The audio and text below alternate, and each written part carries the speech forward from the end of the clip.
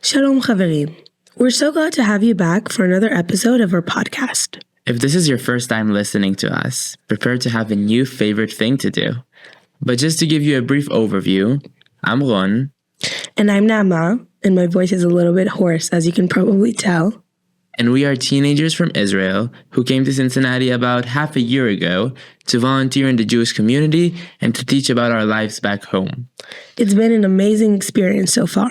This podcast is our way to share our point of view about Israel and of our experience as Israeli teens.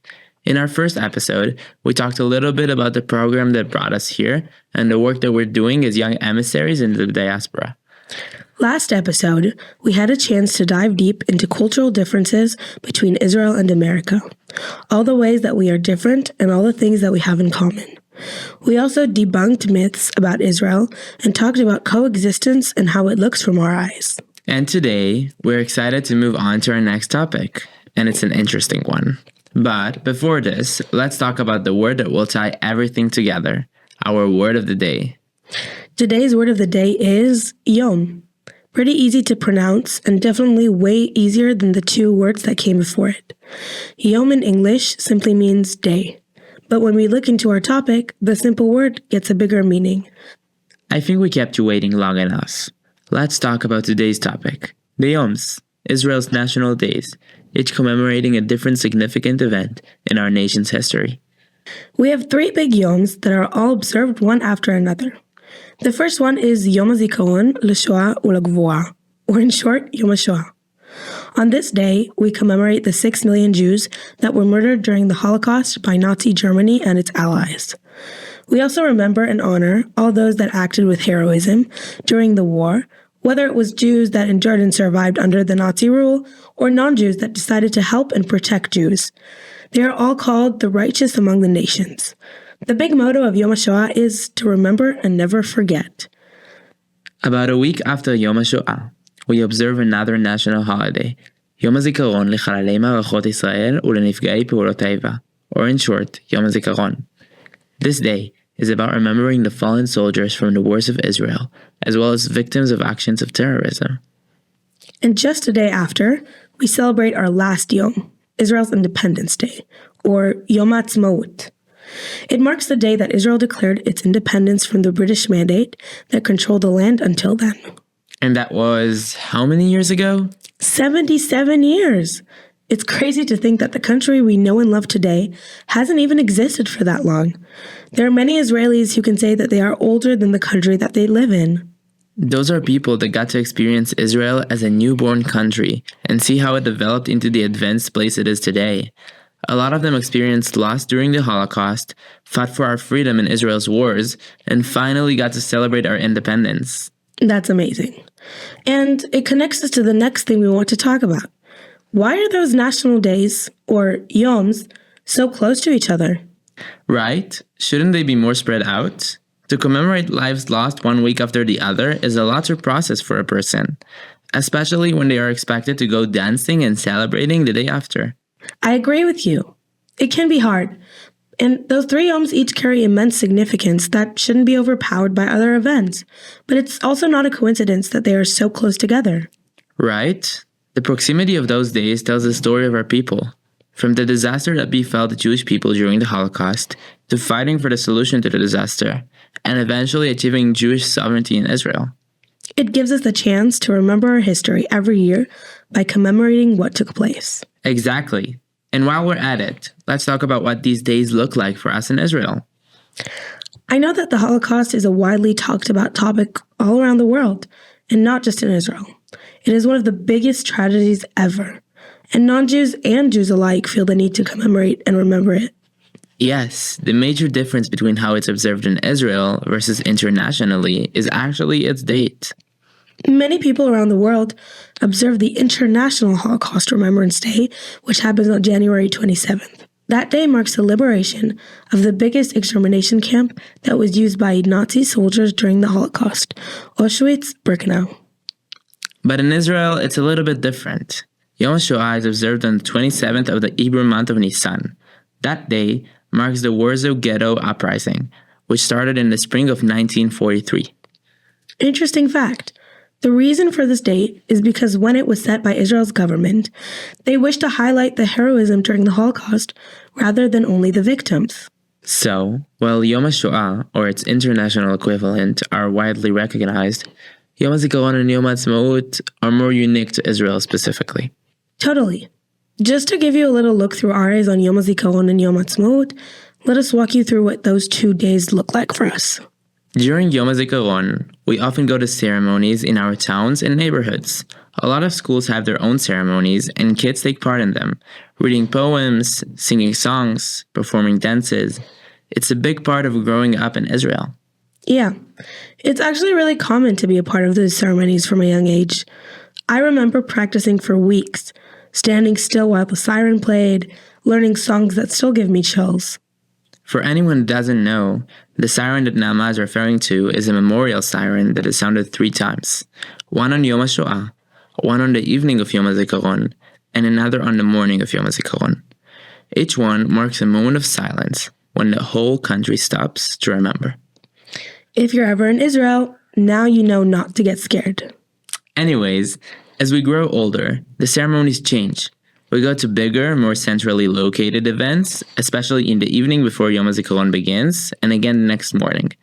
The names of fallen soldiers are read out loud. Families light candles.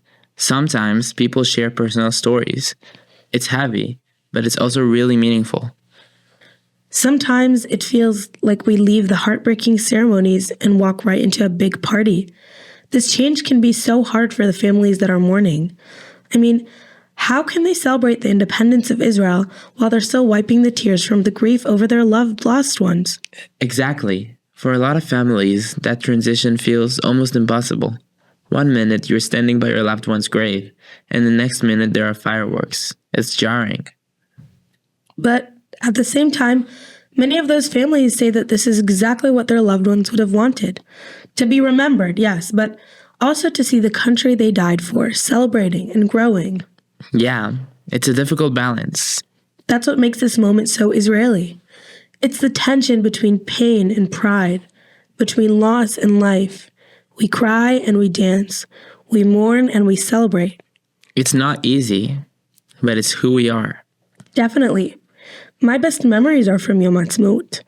Going to watch concerts in downtown Haifa, watching the plane fly over with all our friends and family on the morning of Yom HaAtzmaut from our balcony. It's really magical. Pause. Let's explain the plane flyover for all of our listeners who aren't familiar with it.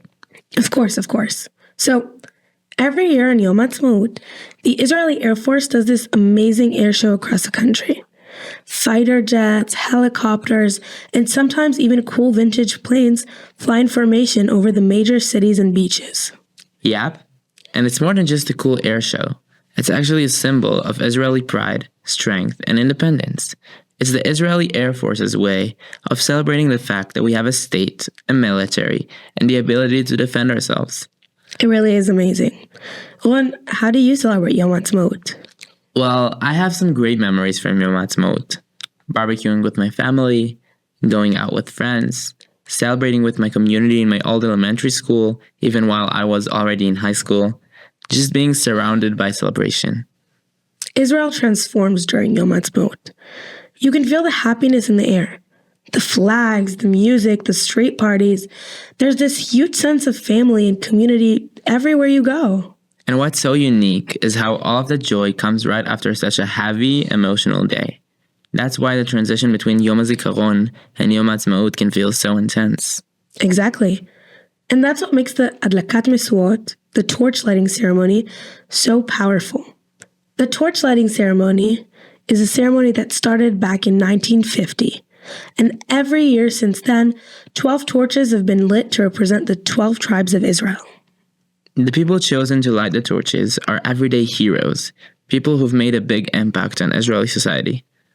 This ceremony officially kicks off Yom HaAtzmaut. It's one of the most meaningful and beautiful traditions in Israel. It's not just the start of the celebration. It's like a symbolic bridge between grief and hope, between memory and independence. Yeah, it honors both the memory of those we've lost and the strength of those who carry on. It's the perfect symbol for that emotional transition. It happens every year on Mount Herzl in Jerusalem, right after Yom HaZikaron ends. It marks that emotional switch we just talked about, from mourning to celebration. Each year has a theme, and this year's theme is Bridges of Hope. It's about people and organizations who've helped bring hope, unity, and resilience, especially after the events of October 7th. The outstanding people that will light a torch in this year's ceremony were already chosen, and you can learn more about them and their stories in the Israel Today news website. We will put a link in the bio. The ceremony includes music performances by famous Israeli singers and artists, soldiers marching and honoring lives lost, and important public figures giving speeches. It's really something special to watch. And since the torch lighting is about honoring people who've contributed to Israel in meaningful ways, we thought, why not share our own picks? We obviously don't have time to go through 12 incredible organizations and people. Even though we're sure you would love to hear our voices for 3 hours. We picked our top 5 groups and individuals who we think have made a huge impact during the war and in the efforts to rebuild. Let's get started. Alright, so here are our top 5 picks we think deserve to light a torch this year. These are people who have truly made a difference in Israel's hardest moments since October 7th. First up, celebrities and influencers who spoke up and did hasbara. Hasbara, in its literal meaning, means explanation. But in this case, it means being brave enough to say things online without deleting your account 5 minutes later. Literally, these people have been putting their reputation on the line in order to speak and educate about Israel and the war. They use their platform to make an actual difference in how the world views us. It's inspiring to see. A few notable people that made a big difference in the world of Hasbara are Yosef Haddad, Natalie Dadon, Noah Tishby, and Nathaniel Bizalek. Let's start with Yosef Haddad. He's an Arab Israeli who served in the IDF and now travels the world sharing the truth about Israel, especially in Arabic. He speaks to audiences in Europe, the Middle East, and online, helping people understand the real complexity of life in Israel and why it's not just a conflict, it's people's lives. And his videos, amazing, smart, and straight to the point. If you haven't followed his social media yet, pause this video, go do it. We'll wait. Did you do it? Next up, Natalie Dadon. She's a well-known Israeli model and influencer who's been fearless on social media. Right after October 7th, she started posting emotional videos, calling out big names who stayed silent, and sharing stories of the victims and survivors. She didn't hold back, and her honesty connected with a lot of people. Yep. And then there's Noah Tishby. She's basically a professional voice for Israel. A former actress, she became Israel's special envoy for combating anti-Semitism. She's done countless interviews, panels, and lectures, defending Israel and helping people understand what's really happening. Oh, and check out her books. Israel, A Simple Guide to the Most Misunderstood Country on Earth, and Uncomfortable Conversations with a Jew. They dive deep into some really interesting subjects and are another great tool for Hasbara. And last up for this group, Nathaniel Bizalek, an Australian actor who starred in The Vampire Diaries, and apparently he is a secret Zionist ninja. No one saw it coming, but he's been posting non-stop support for Israel, and we love him for it. Plus, he has an amazing Australian accent. How can people not love him? Right? Okay, the next group to get a torch from us are the Jewish communities around the world. And no, I promise we weren't told to say this. Seriously. Communities all over the world, from New York to Paris to, yes, our amazing community right here in Cincinnati, stepped up in the most beautiful ways. Within days of the attack, there were fundraisers, donation drives, care packages, and food deliveries. Millions of dollars for Israel raised in just a few weeks. Kids wrote letters to soldiers, synagogues organized solidarity events, and Jewish teens and adults, like you, yes, you listening right now, showed up in ways that reminded us that Am Yisrael Chai isn't just something we say for fun. It's our way of life. So thank you from all of our heart. You get to light the torch. Who's next? Our third torch goes to the civilian aid organizations, the ones that didn't wait to be asked. They just showed up big time. This is something that is so us.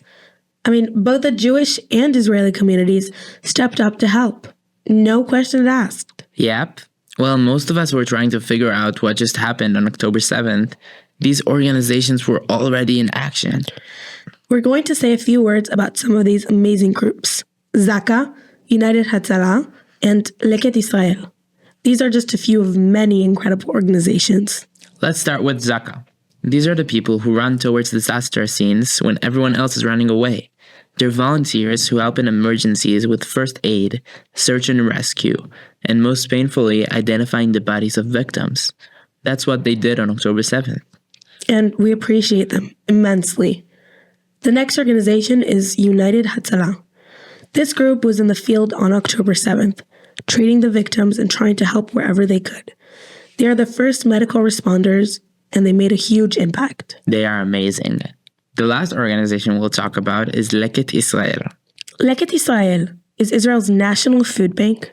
Their overall goal is to bring food to people who are in need. They made sure people still had food on the table, especially those who lost homes and jobs. They rescue food from farms, stores, and restaurants and deliver it to over 330,000 people every week. Whoa. They made sure that even in the middle of chaos, no one had to go hungry. That's amazing. Moving on to our next group. Okay. Our next group is one that's been at the center of media, of rallies, and of so many of our hearts, the Hostages and Missing Families Forum. These are the families who've been fighting every single day to bring their loved ones back home. These families wake up every morning in the same nightmare, still missing someone. And yet, they speak out, organize protests, meet with world leaders, appear in the media. They keep the pressure on. Two women we want to highlight in this group are Mirav Tal and Amit Susana. These women are incredibly brave, not only surviving after being held hostage in Gaza, but thriving and not giving up on the fight to bring the rest of the hostages home. Mirav Tal was in captivity for 53 days. Since her release, she hasn't stopped speaking out. She's been at the Knesset, which is the Israeli parliament, in interviews and at rallies, using her own experience to raise awareness and to demand justice for those still in captivity. She's an inspiration. 100%. Amit Susana, she's a lawyer who is also held hostage, and she became one of the first survivors to bravely speak out about the horrors she endured. Her honesty shocked the world, but also opened so many eyes. She's even received the U.S. Secretary of State's International Woman of Courage Award this year. These are not just victims, they're activists, they're fighters, and they've turned their pain into a mission to make sure the hostages are never forgotten. If we could hand a torch to every family member holding up a sign, wearing a dog tag, or sharing a story, we would. But for now, this one is for the whole Hostages and Missing Families Forum. And our last group for today, and one that deserves a huge honor, the brave IDF soldiers who risk their lives every day so that we can feel safe and secure in our country. We are so grateful to have such amazing people. Some of them are not much older than us, that give so much from themselves for our safety. They deserve this torch so much. Without them, we wouldn't be here. Since October 7th, we've seen just how much they give. Many of them were called up within hours. Some were just 18, fresh out of high school. Some were reservists who left their families, their jobs, their normal lives to protect ours. And tragically, so many didn't come home. These names and faces are not just statistics. They were our neighbors, our classmates, our friends, and our family. That's why this torch isn't just symbolic. It's our way of saying we see you, we remember you, and we are forever grateful. To the soldiers still out there, and to the memories of those who gave everything, we honor you. This torch is for you, always. And that concludes our ceremony for today. And if you're wondering how you can actually watch the torch lighting ceremony from here in the US, don't worry, you totally can. It'll be broadcasted live on Israel on the evening of Yom HaZikaron, April 30th. That's usually around 7:45 p.m. Israel time, which is 12:45 p.m. Eastern time here in the US. You can watch it online through Israeli news websites. We will put links in the description. And trust us, it's worth watching. The music, the speeches, the torchbearers. It's emotional, it's inspiring, and it gives you a real taste of the Israeli spirit. To wrap up this emotional episode, we chose a very special song of the day, Giborei Al, which means superheroes. The song was written by Hatikva Shesh, a popular band in Israel, during the still ongoing Iron Swords War. It talks about Israeli citizens that decide to put their ordinary day-to-day life on hold in order to contribute and fight for our country. They are superheroes. To all the everyday superheroes, this song is for you.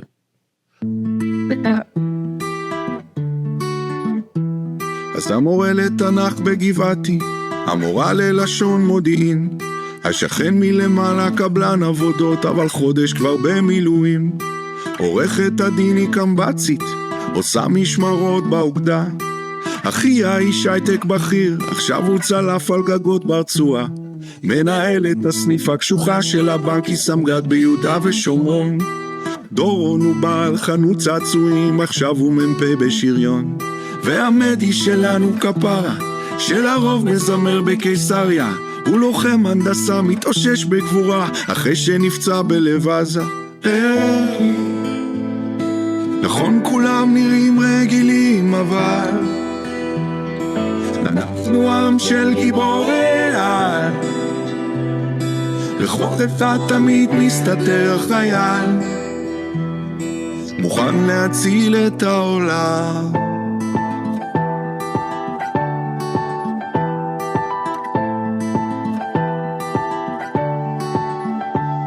יש תנהג אוטובוס של דן, זה שתמיד עומד בזמן. הוא עכשיו מפקד סוללת תותחנים בדרום, ליד נרעם. יש סטודנט בטכניון, באמצע תואר ראשון. הוא סרן במיל בעוצבת הגליל, כבר חודש בגבול הצפון.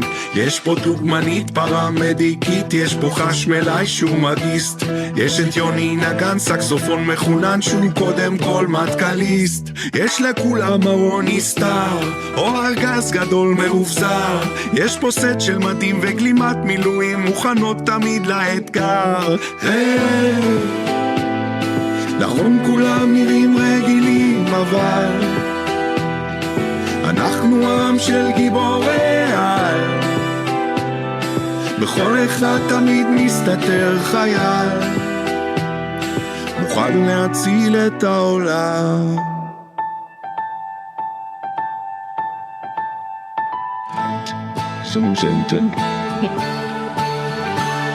וזה לא משנה אם באמצע חיים או באמצע משחק כדורגל, כולם יעזבו את הכל בשנייה אם יקרא להם הדגל. פה זה לא יקום מקביל, לא מציאות של מרוויל. זה הסיפור שלנו, עם ישראל. זה הסיפור שלנו.